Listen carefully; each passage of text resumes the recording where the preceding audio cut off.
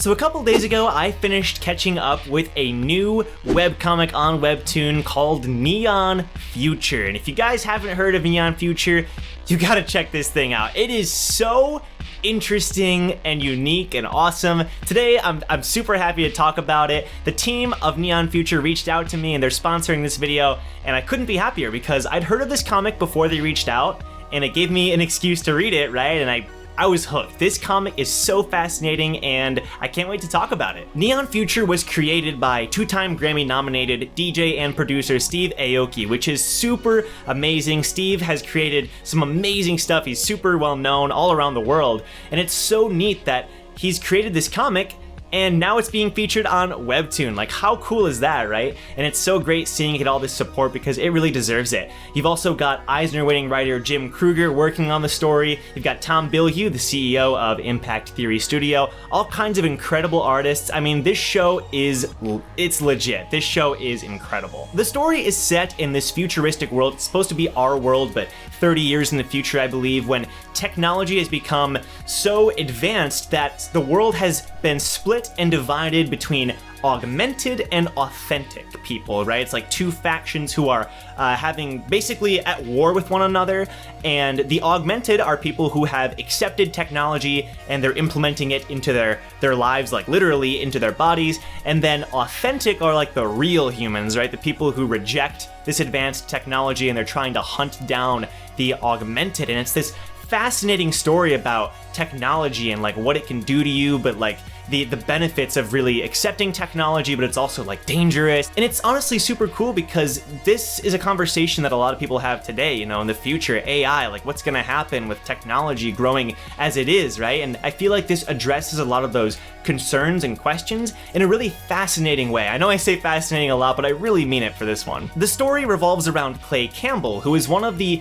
leaders of the authentic faction, basically, right? He's a very anti-tech guy. He's like a crusader against technology, and he's one of the forefront leaders of this group, right? And he ends up dying, but gets resurrected with the advanced technology that he hates so much. And when he awakens, he's got these crazy powers because he's basically like, this is the first time the technology was used in this way.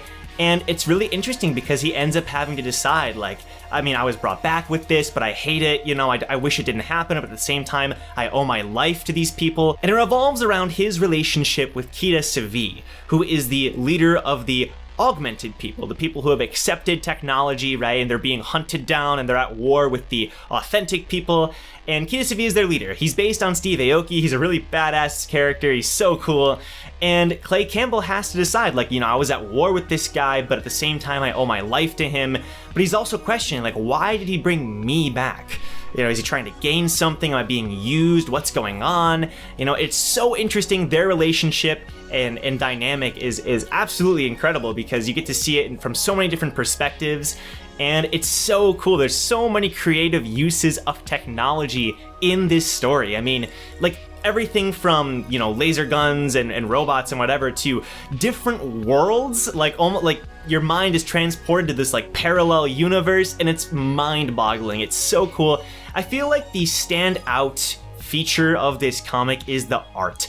The art is absolutely incredible. I know it doesn't look like a lot of other comics on Webtoon that you may have read, but that is exactly what makes it stand out. It looks very Western, right? It looks like a comic book you might just open up and flip through and read about these heroes.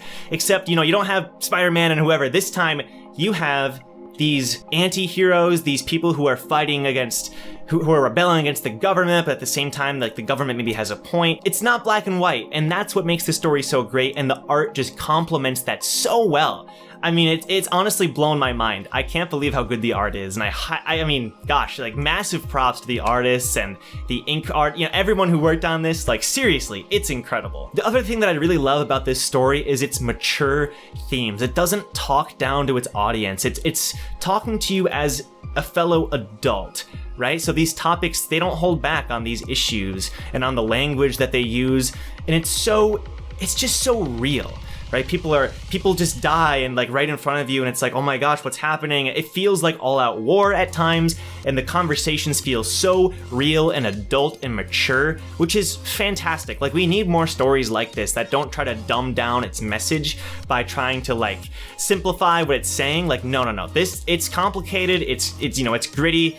It's really great. It's realistic. Even though it's futuristic, it's still realistic at the same time. But the other great thing is the characters are really interesting. So Kita Sevi, I feel like, is the standout character in this story because there's so much intrigue revolving around him. He's making so many like complicated decisions, like why is he doing this? But at the same time, all of his followers respect him so much that you wonder why. Like, what is Kita? Obviously, Kita has invented this crazy technology, but what has he done to earn their respect so much, you know? And as the story continues, the mystery around him and Clay Campbell starts to develop more and more, and Clay is trying to figure out what his purpose is, like why did he bring him back to life?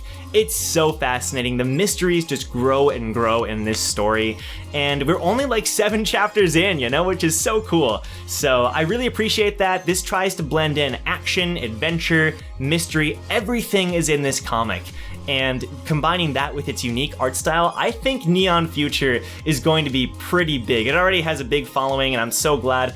It's cool because it wasn't originally featured on Webtoon, but now that it's on Webtoon, it's opening up to other audiences, which I think is so neat.